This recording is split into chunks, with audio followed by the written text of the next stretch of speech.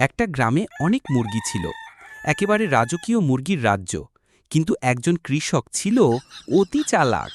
সে প্রতিদিন ঠিক একটা করে মুরগি বিক্রি করত।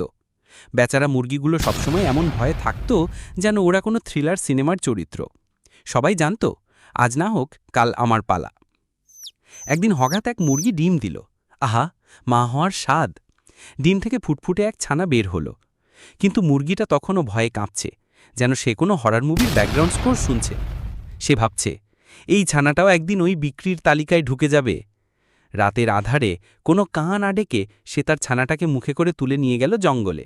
মনে মনে ভাবছে, এখানেই বাঁচবে আমার ছানাটা, কৃষকের চোখের বাইরে। ছানাটা হাঁটতে হাঁটতে একেবারে ফিলোজফারের মতো ভাবতে ভাবতে পৌঁছে গেল একটা ছোট পুকুর পাড়ে। আর সেখানে দেখা হলো এক বেশ হাসি খুশি স্বভাবের হাঁসের সঙ্গে। হাঁসটা বলল, আয় রে ছোট্ট পাখি, আমার পানির ধারে বাসা আছে, খেলাধুলোও করবি, সাঁতারও শিখবি, পাঁকু সাঁতরের গাই। এইদিকে মুরগিটা জঙ্গলের ধারে বসে কাঁদছে, তার চোখে জল, মনে দুঃখ আর ঠোঁটে একটা গান। ওরে আমার ছানা রে, কই গেলি রে,